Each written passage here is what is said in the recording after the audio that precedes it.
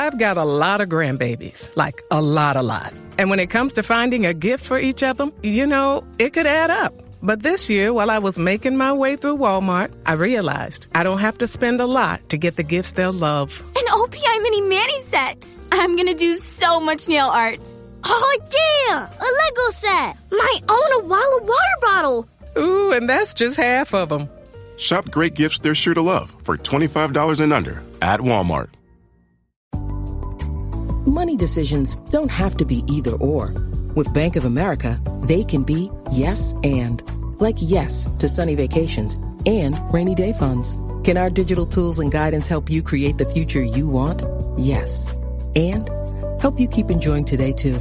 Do more with a bank that asks, what would you like the power to do? Explore our tips and more at bankofamerica.com/yes and.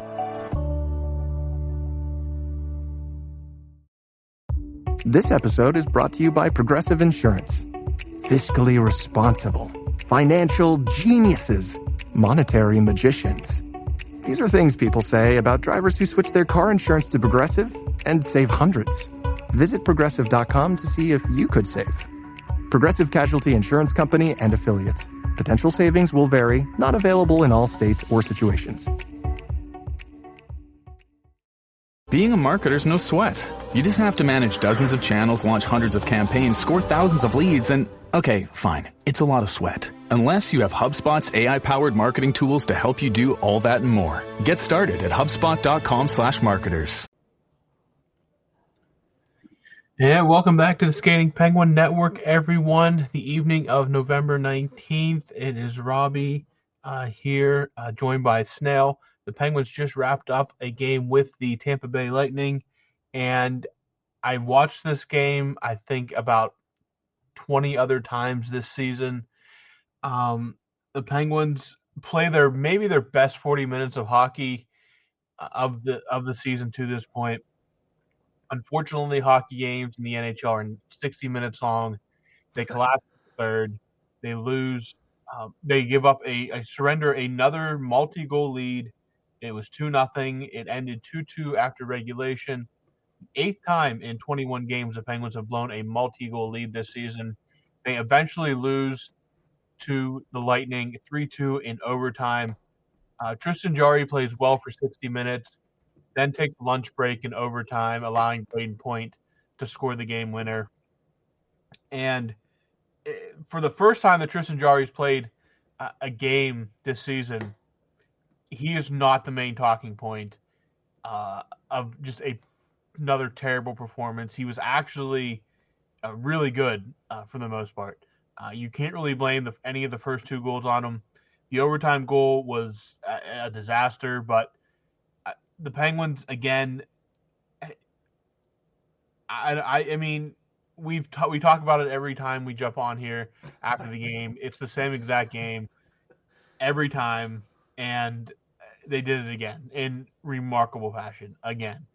When Tampa Bay scored to make it 2-1, I just thought the Penguins need another goal, and they never got it. Tampa Bay got two more, and they won. And the Penguins, they get a point, but that's not even a silver lining at this point. Yeah. God, dude, I thought the Penguins, you were right, the first 40 minutes, they were frustrating the Tampa Bay Lightning. They'd gotten two past Andrei Vasilevsky. Mm-hmm. Kucherov was breaking sticks against the boards a couple of different times. Jake Gensel did not look great. John Cooper had to mix up his lines to try to get something going for the Tampa Bay Lightning. And it was just, if this team was capable of just locking it down and putting a team away, how many, if I had a nickel for every time, man, it was, it's that third period. The Penguins don't know how to play that third period collectively. I thought Jarry was pretty good. I thought he was great through the first half of the game. I thought that goal that was such a Jarry goal to give up, the one that it just hits his stick and flops right over his shoulder. Robbie, I watch a lot of hockey games. I watch a lot of different games. I watch a lot of different teams. I've watched a lot of different outcomes so far in this, still somewhat of an early season. I just don't know any other goaltender that has the puck luck that Jari has. Like he, I don't know. He needs to start, I don't know, cleansing himself of whatever, like going old school, like you throw some salt over the shoulder in between periods. Like I don't know, because I can think back. There have been so many goals I've never seen happen in an NHL game that only Jari has been involved with. And the one tonight that went off his stick, really, it's a hockey game, pucks flying everywhere. That's not really a big deal, but it's the perfect thing to happen. It's the worst perfect thing to happen to Jari in a game where he needs to prove himself. And I don't know what that overtime goal that he let in. He was swimming around like Oh yeah, 4 no feet idea where he's outside of going. his. Yeah. He was swimming around 4 feet outside the crease. Rupert, if you're Sid, I don't even think I could look at Jari. Like, I feel like there's a lot of things that went wrong towards the end there. There was a lot of instances where I think that you can point some fingers, and I'm sure we'll get to that soon. But how do you even look at Jari after that, being like, dude, again, like really, like I don't know. I don't know. It's just wild. And yeah, it's Groundhog's Day in Pittsburgh Penguins land. It's the same game every single game. The team can score, but they can't keep the puck out of their net, whether it's a goaltender's folly, it's the defensive breakdown, it's I don't even know. But yeah, they get a point tonight against a good Tampa Bay Lightning team that I don't really think had it in the first 40 minutes of the game. It was a chance for them to steal 2 points, but it didn't happen. And I don't know. I don't know if this team is built. This team isn't built. The way this team plays right now, structurally, they're not built to steal anything. They're really, other than dignity from themselves. Yeah. I don't know. The 2-goal lead, you're feeling good, but at this point, do you even feel good if they have a multi-goal lead? Like I haven't felt good about anything for it feels like 2 years now, 3 years. At this point, you're just when they get a lead, you just expect them to let up and blow it. Like I don't know. At Jari, you were waiting for the bad goal to come. The second goal, yeah, a very Jari goal off his own stick. The overtime goal, I don't know where he's going, man. I don't know. I just somebody said he overcommitted. He just went out to lunch. I had no word. Brain Point wouldn't go nowhere. I don't know where was he. I don't know. It was Rupper that said he overcommitted, but then he cut himself off and he said, "I don't know where Jari was going on." Yeah, because Braden Point is behind the goal line and he's cheating over to that right side. Like I don't even know what he thinks he saw there, and then he's sliding around, looks like he's swimming in a kiddie pool, and Braden Point, I mean, that's the wrong guy to give a time and space to, and no one's in front of him, and he just kind of yoinks past him and stuffs it in, and I don't know, it's just bad. It's just bad, dude. Like if you don't laugh, you'll cry. Just another typical 2024-25 Pittsburgh Penguins game. They find ways to. Yeah, I used to hear that so much. They find ways to beat themselves.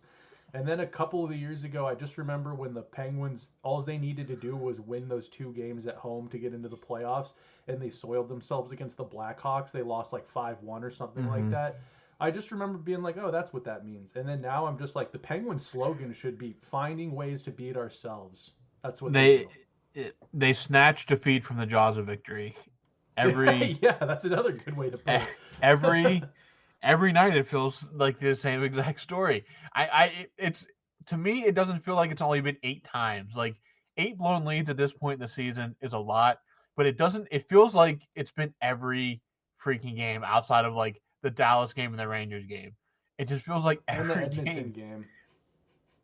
Yeah, and the Edmonton game, which was a disaster as well. Yes, and it just feels like they actually won. So yeah, they blew a 2-goal lead tonight and lost. They blew a 3-goal lead on Saturday and won.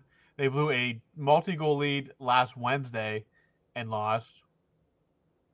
They just keep doing the same stuff every time they go on the ice, and it's just Yeah, I was surprised when Jari was getting the start tonight to begin with. Again, he was actually really sharp for about 50 minutes of the hockey game, and then he just wet himself. His diaper fell off or something like that. It did. And I mean, at this point, it's not even the players. It is the players, but coaching also is a huge factor here. It's done. He's cooked. It's over. It just move on now. The Bruins fired Montgomery. We've literally been talking about it for the past 2 weeks. Montgomery to Pittsburgh, Sullivan to Boston. Just do it. There's nothing else you can achieve. You're not going to make the playoffs playing like this. It's just not going to happen. No, you're going to be a top 3 lottery team, or top. You're going to be picking top 10 if you keep playing like this, because, man, I've said it before. It's a lot. I feel like a few times, at least this season, the Penguins they look like they work really hard and accomplish absolutely nothing. Like that style of play that they play, the forechecking, the heavy hanging on to pucks down low, trying to cycle the puck down low, the pinning against the wall. They work so hard and it never bears any fruit. They are the hardest working losing team in the NHL. Because I watch, I'll watch an Anaheim game from now and again out west, or a Sharks game will be on, or those teams aren't, I don't know, they don't have the tenacity that the Penguins play with, and they'll lose games and it doesn't look like they work super hard. They're tanking. It's a bunch of young kids learning how to play in the NHL. The Penguins work extremely hard and just, I don't know, find ways to lose. It's just, it's really frustrating. Well, I feel bad for some of those players too. Like Noel Acciari, he's a warrior, man. That player, he's playing like you said last time we talked on here. This is the Noel Acciari we thought we were getting. I don't know if he's just feeling more comfortable playing his style, maybe less afraid to make a mistake. Maybe he's not injured. I know he missed significant time last year. God, that guy plays such a tough brand of hockey, and I love it. Pittsburgh's missed a guy like him. And then for him to I just see him. There was a goal, I saw him just his shoulders kind of sag, and it's like he's probably thinking all that work, and then Jari lets us puck bounce off his stick right over his own shoulder, or I don't know. Matt, who on the other side, on the other, flipping the coin, I don't know about this Matt Grzelcyk anymore. Matt Grzelcyk, undersized and slow, offensive minded, not a great combo in this day and age in the NHL. I'm sorry. I think that guy, again, looks like he works really hard out there. He just gets beat in every which way. I don't know what to make of it at times. However, I will say, Carlson, I think, has been playing better. It's not necessarily Carlson, I mean, it was hard to play worse for a while. Yeah. So I can't say, I mean, it was hard to play worse for a while. But, I do feel pretty good about Erik Karlsson right now. Matt Grzelcyk, I don't think you can play him anymore. I mean, they're going to. He's awful. He's awful. Awful, just bad. Straight up bad. The kids are playing well. Let's talk about how good the kids look right now. Yeah, I mean, Pickering I thought was pretty good again. He was good, yeah. Yeah. My buddy, 4-syllable, Ponomarev. Ponomarev. We're getting close. We'll get it eventually by the end of the season. It was fine. I believe he had, I don't know if he went to the locker room at one point. He missed a couple shifts, but I'm not exactly sure. No worse for where he came back. So a good game from him. Jesse Puljujarvi, another goal. My God. Jesse Puljujarvi and Snail, the pace is staying strong. Rickard Rakell gets his 7th of the year on the power play. The Penguins, first power play of the night, they go 1 for 2 tonight. So Rickard Rakell gets his 7th of the year, keeping pace with where he needs to be. Snail's 31 goal prediction, still looking pretty solid there. Yes, still a possibility. Yeah. Who else here? Marcus Pettersson had a beautiful pass on the Puljujarvi goal. That Puljujarvi redirected past Vasilevsky to make it 1-0. Trying to see some other guys here. Crosby assist. Sam Poulin assist on. He had the secondary on the Puljujarvi goal. Thought he looked. He didn't really notice so much, which isn't necessarily a bad thing. Right. But him He's and like a good disruptor out there. I always try to ISO cam on when that third line comes on with him on that wing. They're calling it the OPP line. O'Connor, Puljujarvi, Poulin. I like what he does. This is kind of what they said he would be at times. He's kind of like a hard-nosed penalty. He could be good on the penalty. I don't know if he's killing penalty right now. I don't know if he's gotten that leash right now from Sullivan, but the way he plays, he's good along the walls at breaking up plays. I've tried to ISO cam in on him, and I think he looks great. If he can stays within that, I don't think I want to see him on PP2 or PP1 or anything like that. But O'Connor's great. O'Connor and Puljujarvi, man, you got to admit that O'Connor's he's a good hockey player, dude. Like he's turned out to be everything the Penguins could hope he could kind of be, and I don't think he's done. His ceiling's probably a bit higher, but what a player. I mean, again, we've said it pretty much all season. The roster isn't bad, and these are good. These are good hockey players. I think the roster is better than it has been the past 2 years. It's just bad goaltending, and again, the defense is definitely more geared toward the offensive side of it. Right. But coaching at some point has to come back to coaching. You've tried so many different things the last 3 years now, and nothing is working. Why not take the leap and try something different in the coaching department? For real. Unless Kyle Dubas had, again, this is kind of tinfoil hatting it here a little bit. He heard rumblings from Boston and was just waiting to make sure it did happen. I did hear someone say, though, that Mike Sullivan might not, if this would all, Boston might not be able to hire him because he is Charlie McAvoy's father-in-law. I wonder. So I don't know how all that I don't know how all that works. It'd be that kind of stuff happens in the corporate world. Why couldn't it happen in the hockey world? Well, but Adam Lowry's dad coached him in Winnipeg. Not a head coach, was it? I think Adam Lowry's dad was the interim at one point. Oh, okay. I'm like trying to think who that would have. I gotta double check this, but I was Robbie. This is one of the stuff I think about as I'm trying to go to sleep. Adam, I swear, out in Winnipeg, there was a brief stint. Dave Lowry, currently an associate coach with the Seattle Kraken of all people. He was an assistant coach. In Winnipeg? Assistant coach in Winnipeg. Probably back under in more 2021. That would have been Bowness. It was, it would have been during while Bonus was Bonus, yeah. I believe, yeah. So you'd think if that can, and then I think there was a time where Bonus was away for a little bit. He did have something that he stepped away from. I don't know if it was his wife had some health issues. Yeah, and I think that he stepped in. That's so right. It was, I don't know. You'd think that I'm trying to think of have there ever been like a father-son coaching? There might have been a Sutter at some point. Somewhere along the line, because there was like 800 Sutters. There's like a clan of Sutters. Trying to think.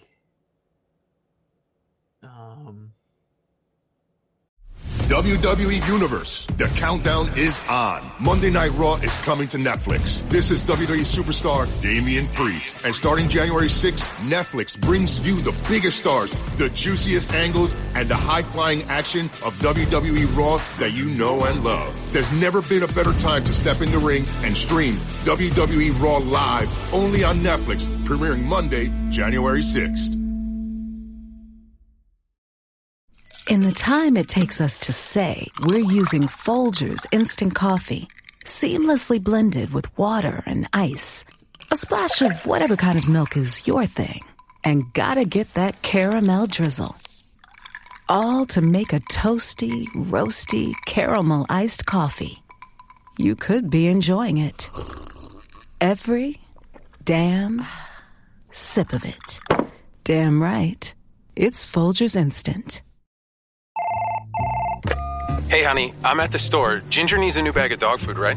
Yeah, it's Blue Buffalo. Life protection formula? But Purina One is on sale. Isn't it the same? What are the ingredients? Chicken, rice flour, corn gluten meal, whole grain corn, chicken byproduct meal.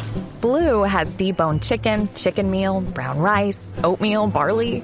Never mind. Blue Buffalo it is. Switch to Blue Life Protection Formula and feed your dog like family. This holiday season, design your dreams and discover the wide range of iconic Ralph Lauren fragrances to enchant your friends and family. Featuring the bold Polo 67 or the energizing Polo Red. Discover a wide selection of Ralph Lauren fragrances gift sets and look out for a complimentary duffel bag at your local Macy's or on Macy's.com. The fragrance destination. Purchase needed. See details in store. Select doors only while stock lasts. What about Nolan? Jordan Nolan, the player, won a cup with the Kings, and his dad. Ted? Yeah. I don't know if Ted ever coached him.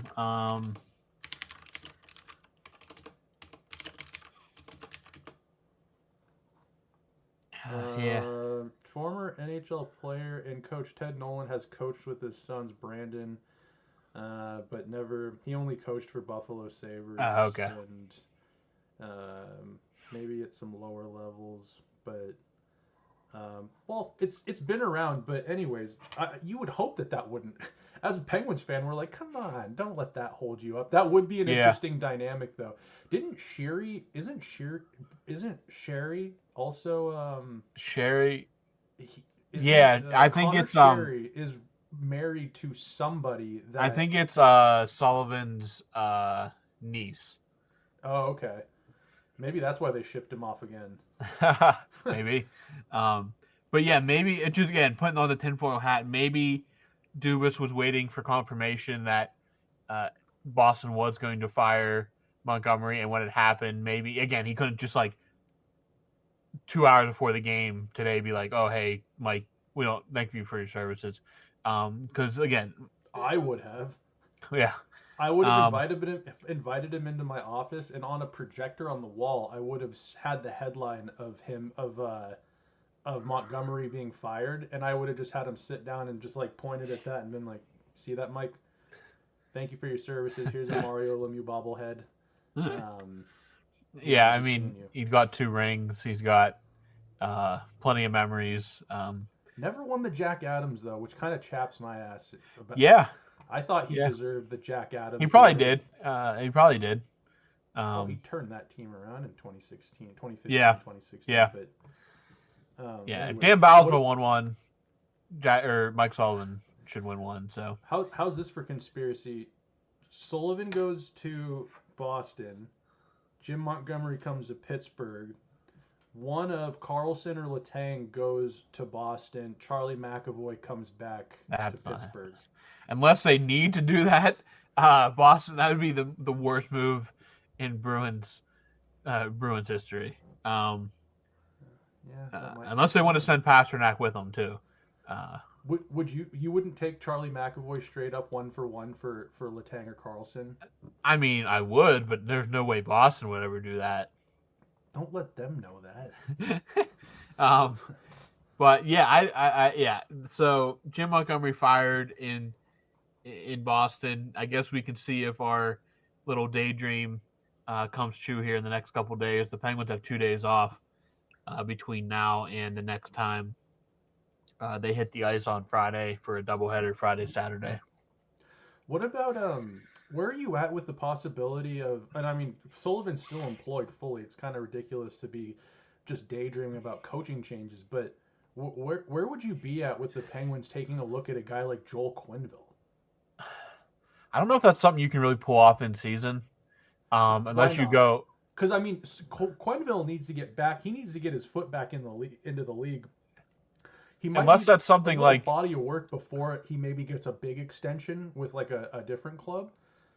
Unless it's like a Mike Vellucci or David Quinn are interim head coaches, and you work something out like in the new year, like, okay, Joel Quenneville is going to be our he'll be our head coach. We named the head coach officially on like May 1st or something like that. Just picking a day in in the spring, something like that, and he can at least be around he is the new head coach, blah blah blah. But he can be around the team, the rest of for the last, let's say, 3.5, 4 months, and get kind of acquainted with the franchise, with the upper management, some of the players, and then kind of ease his way back on, because he hasn't coached in 4 years, 3-4 years. Yeah, 3-4 years. Well, it was he got fired the year that the Vegas Golden Knights beat the Panthers in the Stanley Cup. So that was 3 years ago, or 2 and some change. Okay, all right, yeah. So, if you do something like that, but like Montgomery, you obviously would be coming from, straight from the league right back into the fray, so it wouldn't be as much of an adjustment period for him. But I don't know. We'll find out. But what about, speaking of Sutters? Would you ever entertain Daryl Sutter? I don't know if he plays a system for what the Penguins are trying to do. Might be what they need. Yeah, maybe. He might be a little too old school. It didn't end well in Calgary. Yeah, again, sometimes the coaching comes to an end. The game slightly passes you by. It's just the nature of the beast. But I'm not really leaning that way. But okay, what about this? Babcock. No. But you are guaranteed a minimum of second round of the playoffs. This year? Yeah, you could look into a crystal ball. You go through the nightmare of hiring Babcock and all the media that comes with it, but you are guaranteed at least at minimum a second round exit in the playoffs. Without giving up young assets. Yeah. No, I still don't think I do it. Yeah, that's a spicy meatball. I used to kind of be a fan of Babcock. I used to think that people are so soft nowadays. And then his Columbus stint is what I was like, okay, come on, dude, looking at phones. Let's be real. Yeah, that's a little. That's like there's crossing lines, and that is quite clearly crossing a line between a boss and an employee. But I think that Babcock is it's just so toxic. That's not even. Again, he'll probably coach in the NHL at some point in the future, but whatever. You think he so? hasn't?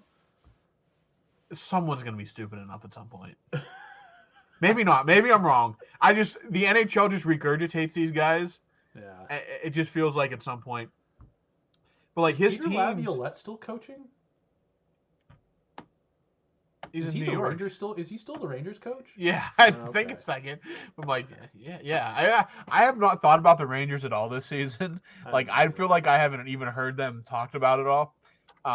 So yeah, I had to take a second to think about it. But who was that coach that Gallant? What about him? Do you have thoughts on him? Gallant, I think, would be an interesting name to throw around. I don't think he has a long shelf life, but I think that he could definitely help this team. Gallant is an interesting name, but yeah, he hasn't had a long shelf life anywhere he's gone, so it would maybe be a 2 or 3 year project at most. So we'd see, but I don't know. The Penguins, they need to do something, and nothing is working, and it's just time to make the change.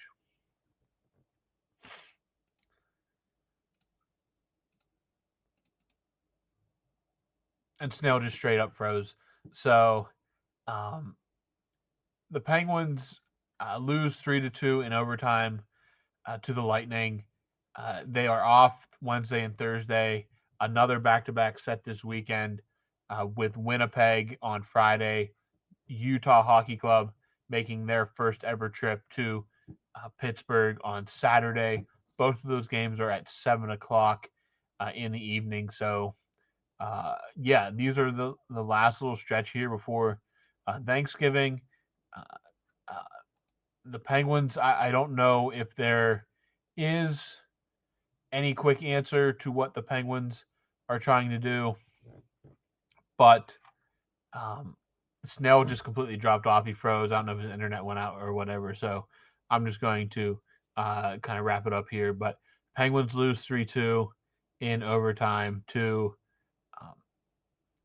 the Lightning. They blow yet another multi-goal lead, this time again in the third period. And this time they cannot get the extra point in overtime. Braden Point scores the winner. So that is all we have for this evening. I'm Robbie once again. Snail, don't know if he's going to get back on or not, but for Snail, I'm Robbie. We will talk to you guys later in the week.